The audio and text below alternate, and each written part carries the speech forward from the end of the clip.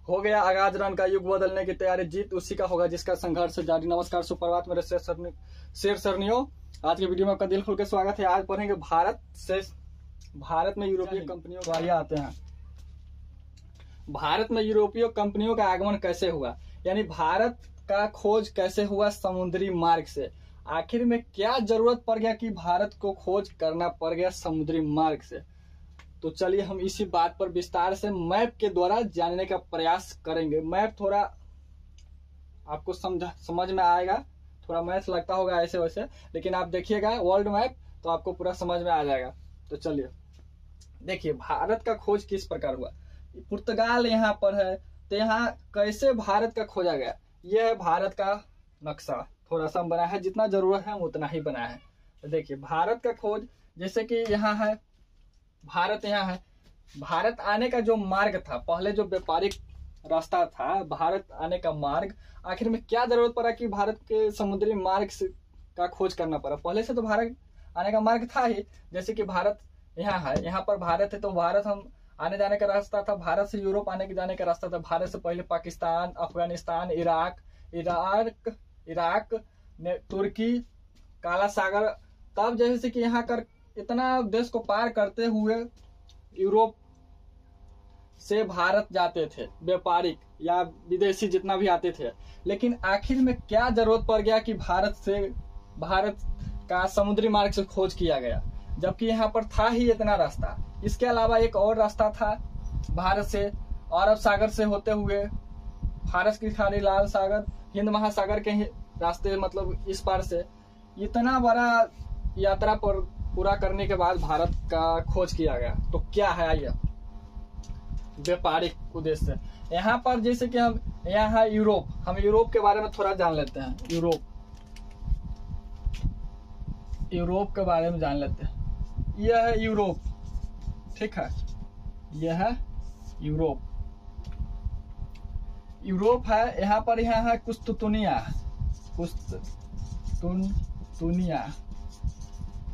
इसका वर्तमान में नाम कर दिया गया इस्तांबुल।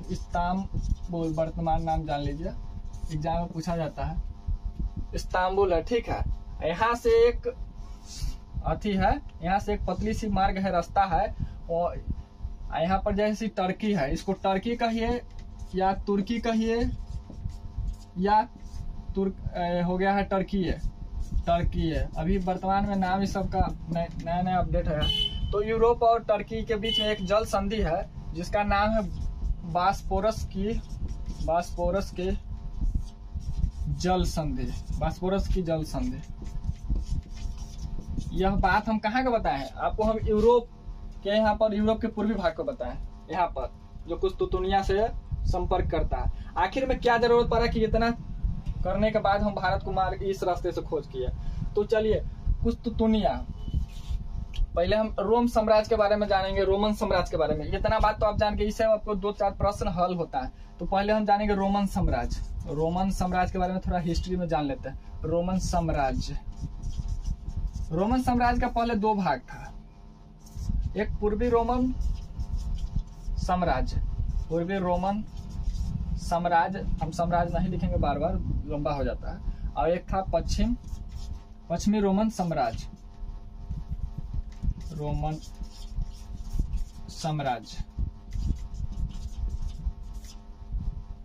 इसका राजधानी था इटली, नहीं इसका राजधानी था रोम, जो वर्तमान में इटली है। अभी भी इटली की राजधानी रोम ही है, लेकिन पूर्वी रोमन साम्राज्य का राजधानी था रोम, ठीक है। इसका राजधानी था इसका राजधानी था, नहीं, इसको एक और नाम से जाना जाता है, बैजंतिया साम्राज्य के नाम से जाना जाता है। इसका दूसरा नाम है। इसका राजधानी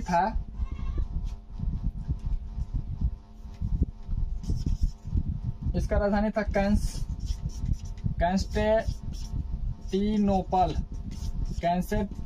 कैंस्टेंटिनोपल इसका राजधानी था। इसका भी एक और नाम था कुस्तुतुनिया।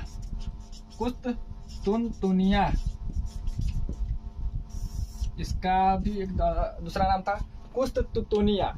यह बात हम जान गए इतना। रोमन साम्राज्य के दो भाग थे, पूर्वी रोमन साम्राज्य और पश्चिमी रोमन साम्राज्य। जिसका नाम, इसका राजधानी था इटली, सॉरी रोम, जो अभी इटली का भी राजधानी रोम ही है अभी। और इसका पश्चिमी रोमन साम्राज्य का राजधानी, इस दूसरा नाम था बैजेंतिया साम्राज्य, जो इसका एक और नाम था, इसका राजधानी था कॉन्स्टेंटिनोपल, और इसका दूसरा नाम था कुस्तुतुनिया। तो यह बात आप जान गए। अब आते हैं यहाँ पर, कुस्तुतुनिया वर्तमान में टर्की के, यानी तुर्की के भी कह सकते, तुर्की के अधिकार में है, तुर्की के अधिकार क्षेत्र में। तो यह बात आप जान गए। आखिर में अब हुआ क्या है आगे, यहाँ पर इटली है, यहाँ पर ग्रीस है, इटली और ग्रीस है, यहाँ पर देश है। यहाँ पर एक छोटा सा उस्मानिया, इतना पर तो यहाँ तक बहुत अच्छा था, बहुत अच्छा चल रहा था। और रोमन साम्राज्य, पूर्वी रोमन, पश्चिमी रोमन साम्राज्य, यानी कहने का मतलब कुस्तुतुनिया बहुत ही बड़ा साम्राज्य था। बैजेंतिया साम्राज्य बहुत बड़ा साम्राज्य था, बहुत शक्तिशाली साम्राज्य था। यहाँ पर एक छोटा सा साम्राज्य का, तुर्की के नजदीक में एक छोटा सा साम्राज्य का उदय हुआ, उस्मानिया साम्राज्य इसका नाम है, उस्मानिया। उस्मानिया साम्राज्य में हुआ क्या, छोटा सा था, छोटा अधिकार, मतलब छोटे छोटे क्षेत्र को जीत कर यह एक धीरे धीरे बहुत ही बड़ा साम्राज्य बन गया। हुआ 1453 की बात है, 1453 में हुआ युद्ध हुआ, उस्मानिया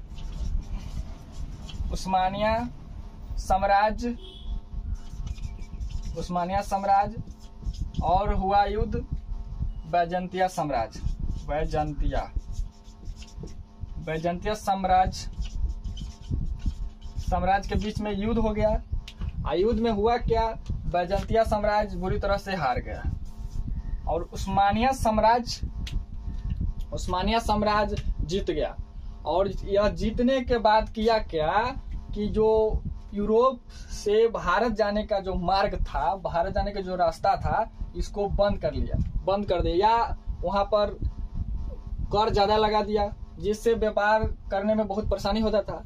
और एक रास्ता तो जो यह था, कुस्तुतुनिया, काला सागर, तुर्की, इराक, अफगानिस्तान, पाकिस्तान को पार करते हुए भारत में जो व्यापारिक जाने का रास्ता था, व्यापारिक उद्देश्य से, या जैसे भी भारत जाने का मार्ग जो था, इसको तो उस्मानिया यहाँ पर जीत लिया। तो आप इस मार्ग से, जिस मार्ग से आप आ रहे थे, जा रहे थे, तो इसको तो जीतने के बाद यह बंद कर दिया। अगर बंद कर दिया तो यहाँ तो एक रास्ता खत्म हो गया। अब दूसरा रास्ता एक और था, यहाँ से एक और रास्ता था, भारत आने जाने का रास्ता। आप अरब से फारस की खाड़ी, लाल सागर को पार करते हुए, अरब होते हुए आप यूरोप पहुंच सकते थे।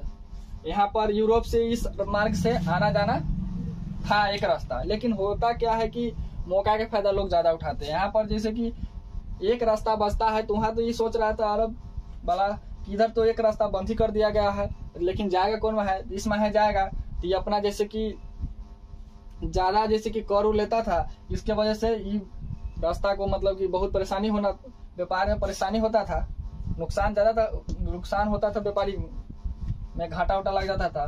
तो इस मार्ग में महंगा पड़ता था, कहने का मतलब। तो इधर से भी परेशानी बहुत ज्यादा हो गया।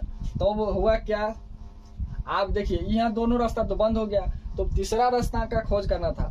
आखिर में यूरोप में भारत का खोज क्यों किया, वहाँ ठंडा प्रदेश है, ठंडा प्रदेश में मसाले की जरूरत ज्यादा पड़ता है मानसून के लिए। तो मसाले की जरूरत के लिए भारत में मसाला बहुत सारे था, तो इस मार्ग से होते हुए भारत का खोज किया गया। तो चलिए, हम इतना बात तो आपको हिस्ट्री में पीछे से बताए हैं, तो आप इतना बात जान गए। इस सब से प्रश्न ही बनता रहता है। तो चलिए थोड़ा सा आते हैं पीछे, इतना जान गए। आप देखिए, आप जैसे कि स्पेन है, यहाँ पर पुर्तगाल है, तो ऐसे करके अब ऐसे करके भारत को खोजा जाएगा। देखिए कैसे खोजा। आप जैसे कि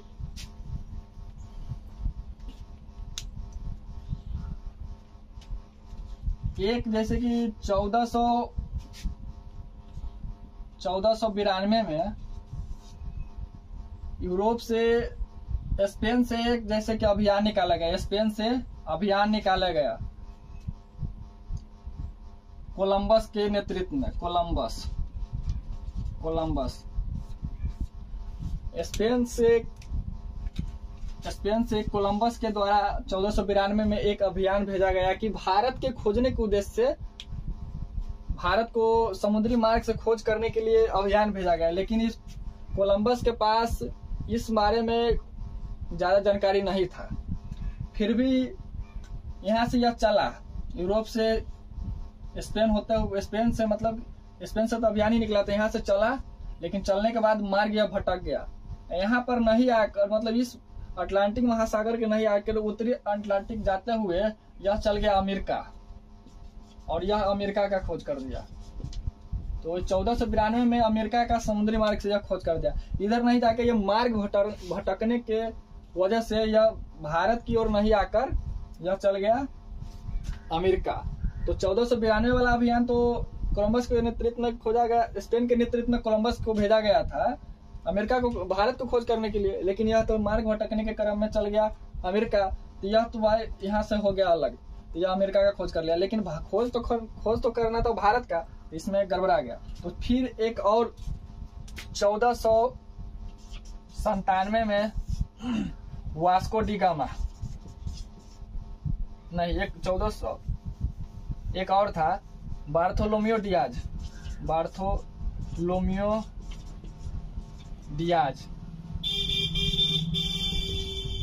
एक और अभियान भेजा गया था बार्थोलोमियो डियाज। इसको अभियान भेजा गया था यहाँ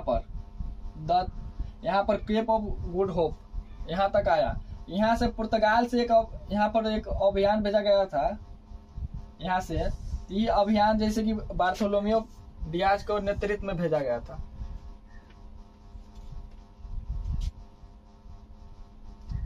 एक पुर्तगाल का द नेविगेटर था, प्रिंस हेनरी को द नेविगेटर कहा जाता था। प्रिंस हेनरी को द नेविगेटर कहा जाता था, द नेविगेटर। इनके ही नेतृत्व में बार्थोलोमियो डियाज को भेजा गया था। बार्थोलोमियो डियाज को प्रिंस हेनरी को द नेविगेटर कहा जाता है। इनके नेतृत्व में बार्थोलोमियो डियाज को भेजा गया था, और इनको भेजा गया था कि आप हिंद महासागर नहीं, इसको भेजा गया था कि आप दक्षिण अटलांटिक पार करिए। तो इसको यहाँ तक भेजा गया था। प्रिंस हेनरी ने इसको अफ्रीका पार करने के लिए भेजा गया था। प्रिंस हेनरी इनको बार्थोलोमियो डियाज को अफ्रीका पार करने के लिए भेजा गया था। लेकिन एक और बात है, यहाँ पर प्रिंस हेनरी ने अफ्रीका का मैप भी तैयार करवाया था। अफ्रीका का मैप, अफ्रीका महाद्वीप तट का मैप भी तैयार करवाया था इन्होंने। और इन्होंने यहाँ तक आया केप ऑफ होप। यहाँ पर केप ऑफ होप तक बार्थोलोमियो डियाज ने भी आया, लेकिन इसके आगे यह नहीं जा सका, तो यहाँ पर भी अटक गए। और एक पुनः अभियान भेजा जाता है, एक और अभियान है, यहाँ पर हम जान लेते हैं। इस सब बात को लिखते रहिए। एक और बात जानते हैं, 1497 में पुनः एक और अभियान भेजा गया। ये भेजा गया पुर्तगाल ने भेजा था वास्को डी गामा के नेतृत्व में। वास्को डी गामा को 4 जहाज लेकर आए यहाँ से, पुर्तगाल से, और यहाँ से यहाँ तक आए। यहाँ तक तो जैसे कि प्रिंस द हेनरी जो मैप तैयार करवाए थे, उसी के सहारे से यहाँ तक आ गए। जो Bartolomeu Dias Cape of Hope को पार नहीं कर सके, इनको भी ज्यादा जानकारी नहीं था। लेकिन इनको पुर्तगाल के जो थे वास्को डी गामा, इनको हिंद महासागर पार करने के लिए भेजा गया था कि आप जाकर देखिए हिंद महासागर को पार करके आइए, ताकि उसे धीरे धीरे क्रम में जाते रहेगा और पहुंच जाएगा। तो जब हिंद महासागर के यहाँ पर आते हैं, अफ्रीका पार करते हैं, तो हिंद महासागर में जब आते हैं अरब के नजदीक में, तो यहाँ पर आप इसको एक मुस्लिम पथ प्रदर्शक व्यक्ति मिलता है। अब्दुल मनिक नाम था, अब्दुल मनिक। इनके सहारे इन्होंने कहा कि आप यहाँ तक आ गए हैं तो आप भारत इस मार्ग से जा सकते हैं। तो इनको हिम्मत बढ़ गया वास्को डी गामा का। और वास्को डी गामा इसी मार्ग से पथ प्रदर्शक से, इन्हीं के सहयोग से यहाँ पर सोचे यहाँ पर आ गए। यहाँ पर इसको हम बोलते हैं मालाबार तट, मालाबार तट। इसको बोलते हैं कोरोमंडल तट। इसको वर्तमान में कोझिकोड कहा जाता है, कोझिकोड। इधर से मिटाते हैं थोड़ा। यहाँ पर पहुंचने के बाद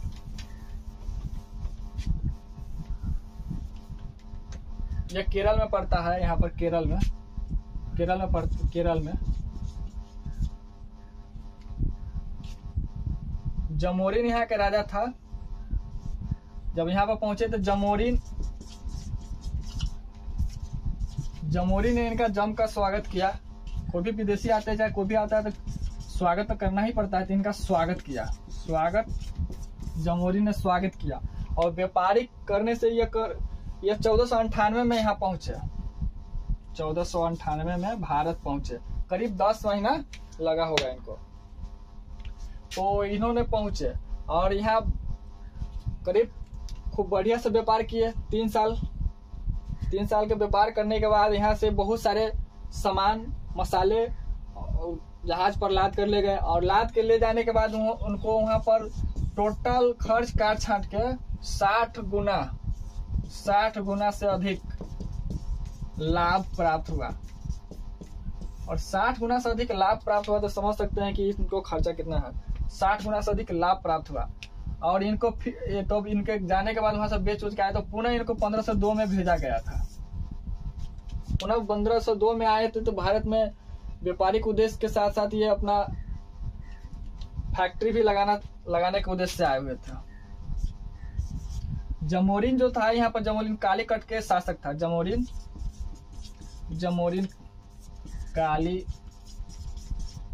यहाँ पर कालीकट में यहाँ जो पहुंचे थे, कालीकट जमोरिन पहुंचे थे, जमोरिन के दरबार में कालीकट। तो यहाँ पर स्वागत बहुत अच्छा हुआ और इस तरह भारत का समुद्री मार्ग से खोज हुआ। यहाँ पर 1498 में पहुंचे। तो आप कितना रख लेते हैं कि भारत का खोज कब हुआ? भारत का खोज हुआ 1498 में। लेकिन भारत का खोज नहीं हुआ, भारत आने का मार्ग, समुद्री मार्ग का खोज हुआ। मिलते हैं और बेहतर क्लास में, तब तक ले जय हिंद, बाय।